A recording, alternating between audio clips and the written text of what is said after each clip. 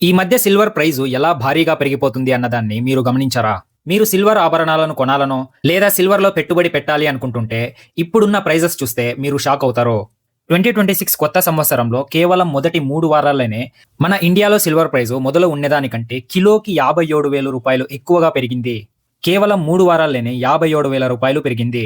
ఒక kilo price 2,38,000 నుంచి ఇప్పుడు 2,95,000 వరకు పెరిగింది. సో ఇప్పుడున్న క్వెషన్స్ ఏంటంటే, ఇంత తక్కువ టైంలో సిల్వర్ ప్రైజు ఇంత ఎక్కువగా ఎలా పెరుగుతుంది? ఎందుకు పెరుగుతుంది? దీనికున్న రీజన్స్ ఏంటి? ఇవన్నిటిని ఈరోజుటి ఈ వీడియోలో మనం డీటెయిల్‌గా చూద్దాం.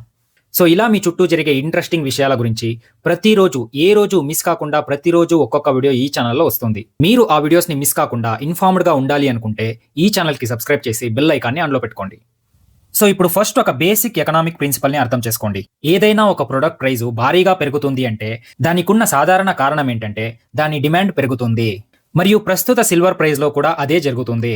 ఒక కాలంలో మనం సిల్వర్‌ని కేవలం అందమైన ఆభరణాలు తయారు చేయడానికో, లేదా కాయిన్స్ తయారు చేయడానికో, లేదా డెకరేటివ్ ఐటమ్స్‌ని తయారు చేయడానికి ఉపయోగించేవాళ్ళం. కానీ ఇప్పుడు సిట్యుయేషన్ అలా లేదు. ఇప్పుడున్న మోడర్న్ టెక్నాలజీస్ మరియు ఇండస్ట్రీస్‌లో సిల్వర్ అనేది చాలా కీలకమైన పాత్ర పోషిస్తుంది. ఒక్కసారి దీని గురించి ఆలోచించండి. ఇప్పుడు ప్రపంచంలో ఉండే అన్ని కంట్రీస్ కేవలం క్లీన్ ఎనర్జీ మరియు గ్రీన్ టెక్నాలజీ గురించి మాత్రమే ఆలోచిస్తున్నారు. ప్రతి ఒక్క దేశంలోనూ పొల్యూషన్‌ని తగ్గించడానికే ప్రయత్నిస్తున్నారు. కానీ మీకిది తెలుసా? ఇప్పుడు మనం వింటున్న ఎలక్ట్రిక్ వెహికల్స్ మరియు ఎకో ఫ్రెండ్లీ కార్స్‌లో సిల్వర్‌ని చాలా ఎక్కువగా యూజ్ చేస్తున్నారు. సిల్వర్‌ని సెమీ కండక్టర్స్‌లో చాలా యూజ్ చేస్తున్నారు. మన మొబైల్‌లో ఉండే చిప్స్‌లో కానీ, కంప్యూటర్స్‌లో కానీ ప్రతి ఒక్క ఎలక్ట్రానిక్ డివైస్‌లోనూ సిల్వర్‌ని చాలా యూజ్ చేస్తున్నారు. అంతేకాదు, మనకు సన్‌లైట్ నుంచి క్లీన్ ఎలక్ట్రిసిటీని జనరేట్ చేసే సోలార్ పెనల్స్‌లో కూడా దీన్ని యూజ్ చేస్తారు. 5G టెక్నాలజీ, మెడికల్ ఎక్విప్‌మెంట్స్ ఇవన్నిట్లో కూడా సిల్వర్ అనేది చాలా ఎసెన్షియల్‌గా మారుతుంది. సో ఇప్పుడు మీకు అర్థమైందా? సిల్వర్‌కి డిమాండ్ అనేది కేవలం మనం యూజ్ చేసే నగల నుంచి మాత్రమే పెరగట్లేదు. వీటన్నిటి నుంచి పెరుగుతుంది. మన ప్రపంచంలో ఉండే చాలా ఇండస్ట్రీస్‌కి వాటి ప్రొడక్ట్స్‌ని మ్యానుఫ్యాక్చర్ చేసుకోవడానికి సిల్వర్ అనేది చాలా ఇంపార్టెంట్‌గా మారుతూ వస్తుంది. సో ఈ డిమాండ్ అనేది మొదటి రీజన్. ఇప్పుడు రెండో రీజన్ విషయానికొస్తే సిల్వర్ ఈటీఎఫ్స్. కొందరు ఇన్వెస్టర్స్ డిస్కస్ చేస్తున్న ప్రకారం సిల్వర్ ఈటీఎఫ్ అనేది కూడా దీనికి రీజన్ అయింది. సిల్వర్ ఈటీఎఫ్, ఇందులో ఈటీఎఫ్ అంటే ఎక్స్చేంజ్ ట్రేడ్ ఫండ్. అంటే ఇక్కడ మీ డబ్బుని సిల్వర్ లో ఇన్వెస్ట్ చేస్తారు. కానీ ఇక్కడ మీ చేతిలో సిల్వర్ అనేది ఉండదు. మీరు ఇన్వెస్ట్ చేసిన ఈటీఎఫ్ కంపెనీ వాళ్ళు సిల్వర్ ని కొనుక్కొని మీకు బదులుగా వాళ్ళు పెట్టుకుంటారు. సో ఇలా జరుగుతున్నప్పుడు యాక్చువల్ గా ఏం కావాల్సింది? చాలా మంది జనాలు సిల్వర్ ఈటీఎఫ్ లో ఇన్వెస్ట్ చేసేవాళ్ళు. సో అప్పుడు ఈటీఎఫ్ కంపెనీ వాళ్ళు సిల్వర్ ని ఎక్కువగా మార్కెట్ నుంచి కొనుక్కునేవాళ్ళు. అప్పుడు సిల్వర్ కి డిమాండ్ అనేది పెరిగి సిల్వర్ ప్రైజెస్ కూడా ఇంక్రీజ్ అయ్యేది. కానీ యాక్చువల్ గా చూస్తే ఇలా జరగలేదు. చాలా ఈటీఎఫ్ కంపెనీలు సిల్వర్ ని ఫిజికల్ గా కొనుక్కోకుండా వాళ్ళు జనాల అంటే ఇన్వెస్టర్స్ డబ్బుని వేరే ఇన్వెస్ట్మెంట్స్ కు యూస్ చేసుకున్నారు. అంటే అప్పుడు ఇక్కడ సిల్వర్ కి డిమాండ్ పెరగలేదు. సో ఈ కారణంగా కొన్ని ఇయర్స్ కి ముందు సిల్వర్ కి డిమాండ్ లేనట్టే ఉండింది. మొదలు చాలా సంవత్సరాల పాటు సిల్వర్ ధరలు అనేది చాలా తక్కువే ఉండింది. దీన్నే మార్కెట్ మనిపులేషన్ అంటాము. సో ఎందుకు 2020కి ముందు సిల్వర్ అనేది చాలా చీప్ గా ఉండే అంటే జనాలు సిల్వర్ కి అంతగా వాల్యూ లేదు అనుకునేవాళ్ళు. కానీ రియాలిటీలో చూస్తే డిమాండ్ అనేది కనపడకుండా ఉండే అంతే. ఈ ఈటీఎఫ్ సిస్టమ్స్ అనేవి ఈ ప్రైజెస్ ని ఆర్టిఫిషియల్ గా తక్కువలోనే పెట్టుండే. కానీ ఇప్పుడు ప్రెసెంట్ గా ఏం జరుగుతోంది? ఎవరైతే ఇన్వెస్టర్స్ ఉన్నారో వాళ్ళకిప్పుడు సర్టిఫికేట్స్ అక్కర్లేదు అంటున్నారు. వాళ్ళకిప్పుడు యాక్చువల్ గా ఫిజికల్ సిల్వర్ కావాలి అంటున్నారు. ఎందుకంటే వాళ్ళు ఇన్వెస్ట్ చేసిండేది యాక్చువల్ ఫిజికల్ సిల్వర్ కి, వాళ్ళు సర్టిఫికేట్ కోసరం కాదు. ఇప్పుడు ఇన్వెస్టర్స్ అంతా డబ్బులు అడగట్లేదు, వాళ్ళు యాక్చువల్ గా రియల్ సిల్వర్ ని అడుగుతున్నారు. సో ఇప్పుడు ఈటీఎఫ్ కంపెనీస్ కున్న పెద్ద ప్రాబ్లం ఏంటంటే ఈటీఎఫ్ కంపెనీస్ దగ్గర సరిపోయేంత ఫిజికల్ సిల్వర్ లేదు. ఇప్పుడు వాళ్ళు మార్కెట్ నుంచి సిల్వర్ తీసుకోవడానికి చాలా ప్రయత్నిస్తున్నారు. సో ఎప్పుడైతే వాళ్ళు చాలా సిల్వర్ తీసుకునేదానికి ప్రయత్నిస్తారో సడన్ గా సిల్వర్ కి డిమాండ్ అనేది పెరిగిపోతుంది. ఇప్పుడు సడన్ గా ఒక్కటేసరి చాలా జనాలకు ఫిజికల్ సిల్వర్ కావాలి. అప్పుడు ఏమవుతుంది? సిల్వర్ సప్లై తక్కువైపోయి డిమాండ్ అనేది ఎక్కువైపోతుంది. అప్పుడు షార్టేజ్ ని క్రియేట్ చేస్తుంది. సో ఎందుకు ఇప్పుడు ఇంత త్వరగా సిల్వర్ ప్రైజెస్ పెరిగిపోతున్నాయి? ఎందుకంటే ఇప్పుడు హై డిమాండ్ ఉంది మరియు సప్లై అనేది తక్కువ ఉంది. దానికోసం ప్రైజెస్ అనేది ఎక్కువైపోతున్నాయి. ఇప్పుడు యాక్చువల్ గా ఏం జరుగుతుందంటే డిమాండ్ అనేది ఎక్కువైతోంది. ముందు జరుగుతున్న మనిపులేషన్ ఇప్పుడు జరగట్లేదు. దాని నుంచి ప్రైజెస్ అనేవి న్యాచురల్ గా ఎక్కువైపోతున్నాయి.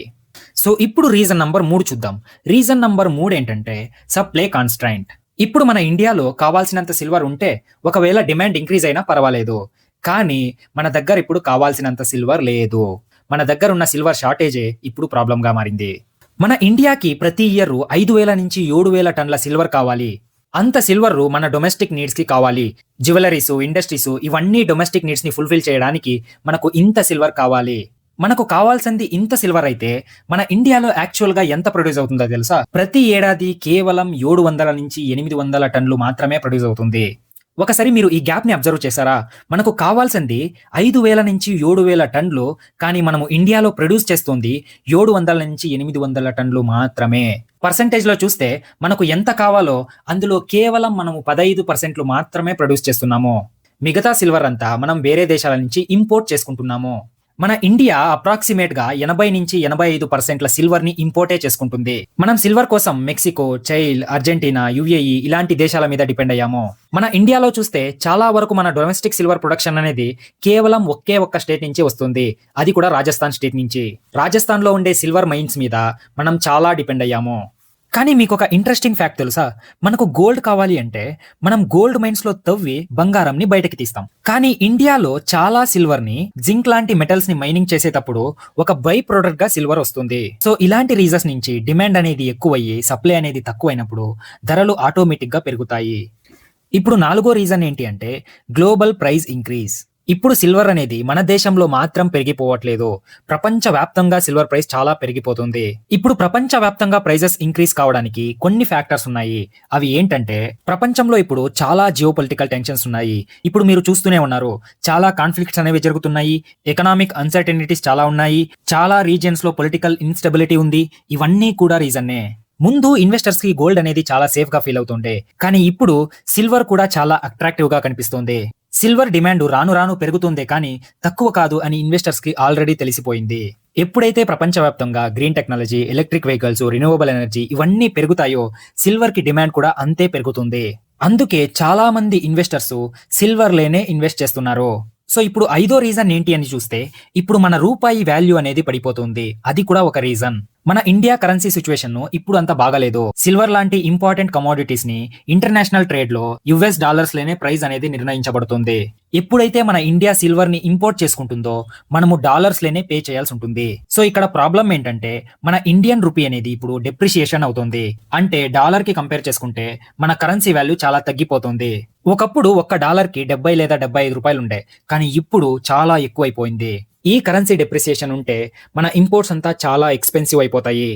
ఒకవేళ ప్రపంచవ్యాప్తంగా సిల్వర్ ప్రైస్ డాలర్స్ లో సేమే ఉన్నా మన కరెన్సీ వాల్యూ వీక్ అయిపోతుంది కాబట్టి మనం ఎక్కువ పే చేసే తీసుకోవాల్సి ఉంటుంది. సో మనం ఎప్పుడైతే 80-85% సిల్వర్ ని ఇంపోర్ట్ చేసుకుంటున్నామో అప్పుడు ఆటోమేటిక్ గా ఇండియాలో సిల్వర్ ప్రైస్ అనేది పెరుగుతుంది. ఇది మీకు ఇంకా సింపుల్ గా అర్థం కావడానికి ఒక ఎగ్జాంపుల్ ఇస్తా.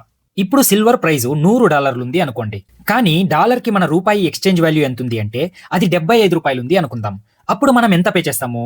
7,500 రూపాయలు మనం పే చేస్తాం. కానీ అదే ప్రకారంగా ఒక్క వాల్యూ మన రూపీ ఎక్స్చేంజ్ వాల్యూ 85 రూపాయలు ఉంది అనుకుందాం. అప్పుడు సేమ్ సిల్వర్ మనకి ఎంత కాస్ట్ అవుతుంది? 8,500 రూపాయలు కాస్ట్ అవుతుంది. ఇక్కడ గ్లోబల్ ప్రైస్ చేంజ్ అవ్వట్లేదు. గ్లోబల్ ప్రైస్ మొదలు ఎంత ఉందో ఇప్పుడు కూడా అంతే ఉంది. కానీ మనం ఇప్పుడు 1,000 రూపాయలు ఎక్స్ట్రా పే చేయాల్సి ఉంటుంది. దానికి కారణం మన కరెన్సీ వీక్ కావడం. సో ఇప్పటిదాకా మనకున్న ప్రాబ్లమ్స్ అన్ని చూసాం. ఇప్పుడు మనకున్న సొల్యూషన్స్ ఏంటో అవి కూడా చూద్దాం. మనం ఒక్కటి మాత్రం క్లియర్ గా అర్థం చేసుకోవాలి. ఇంకా మీద సిల్వర్ ప్రైస్ అనేది పెరుగుతుందే కానీ తగ్గేది మాత్రం లేదు. ఎందుకంటే ఇప్పుడున్న మోడర్న్ టెక్నాలజీ కోసం ఇండస్ట్రీస్ కి సిల్వర్ అనేది కావాలి. సో దానికోసం మన డొమెస్టిక్ సప్లైని పెంచి ఇంపోర్ట్స్ మీద డిపెండ్ అవ్వడం తగ్గించుకోవాలి. మన మైనింగ్ యాక్టివిటీస్ ని రాజస్థాన్ కి మాత్రం సీమితం చేయకుండా వేరే పార్ట్స్ లో కూడా ఎక్కడున్నాయో వెతకాలి. మరియు మన ఇంపోర్ట్ సోర్సెస్ ని డైవర్సిఫై చేయాలి. ఇప్పుడు మనం కేవలం కొన్ని దేశాల మీద మాత్రమే డిపెండ్ అయ్యాము. ఇంకా మనం వేరే దేశాల నుంచి ఇంపోర్ట్ చేసుకోవడానికి ప్రయత్నించాలి. ఎప్పుడైతే మనం ఎక్కువ దేశాల నుంచి ఇంపోర్ట్స్ చేసుకుంటామో అప్పుడు మనం నెగోషియేషన్ కూడా ఎక్కువ చేయొచ్చు. రిస్క్ ని కూడా తగ్గిస్తుంది. మరియు రిసర్చ్ అండ్ డెవలప్మెంట్ అనేది చాలా ఇంపార్టెంట్. సైంటిస్టులు ఆల్టర్నేటివ్స్ ని ఫైండ్ అవుట్ చేసుకోవాలి. ఎక్కడైతే సిల్వర్ కి బదులుగా వేరేవి యూస్ చేసుకోవచ్చో అక్కడ వేరేవి యూస్ చేస్తే డిమాండ్ ప్రెజర్ అనేది కాస్త తగ్గుతుంది. ఫైనల్ గా మన దేశంలో మంచి ఎకనామిక్ పాలసీస్ వల్ల మన రూపీని ఎప్పుడు మనం స్ట్రెంథన్ చేసుకుంటామో అప్పుడు మన ఇంపోర్ట్ ప్రైజెస్ అనేవి చాలా తగ్గుతాయి. సిల్వర్ అనేది ఇప్పుడు చాలా ప్రీషియస్ గా మారుతుంది. కేవలం జ్యువెలరీలోనో లేదా ఇన్వెస్ట్మెంట్ లో మాత్రమే కాదు, మన టెక్నాలజికల్ ఫ్యూచర్ లో కూడా ఇది చాలా ఇంపార్టెంట్ థింగ్ గా మారింది. సో ఈ ఎక్స్ప్లెనేషన్ అంతా మీకు నచ్చినట్లయితే ఈ వీడియోకి ఒక లైక్ చేయండి మరియు మీ ఫ్రెండ్స్ కి షేర్ చేయండి. మరియు ఇలాంటి ఇప్పుడు మీ చుట్టూ జరుగుతున్న ఇంట్రెస్టింగ్ టాపిక్స్ మీద ప్రతిరోజు ఏ రోజు మిస్ కాకుండా ఒక్కొక్క వీడియో ఈ ఛానల్లో వస్తుంది. మీరు రోజు ఈ వీడియోస్ ని గనక చూస్తున్నట్టయితే మీ చుట్టూ ఉన్న చాలా మంది కంటే మీరు ఎక్కువ ఇన్ఫార్మ్డ్ గా ఉంటారు. సో ఈ వీడియోస్ మీకు ఏ రోజు మిస్ కాకూడదు అనుకుంటే ఈ ఛానల్ కి సబ్స్క్రైబ్ చేసి బెల్ ఐకాన్ని ఆన్ లో పెట్టుకోండి. I hope you found this video informative. Thanks for watching and see you in the next one.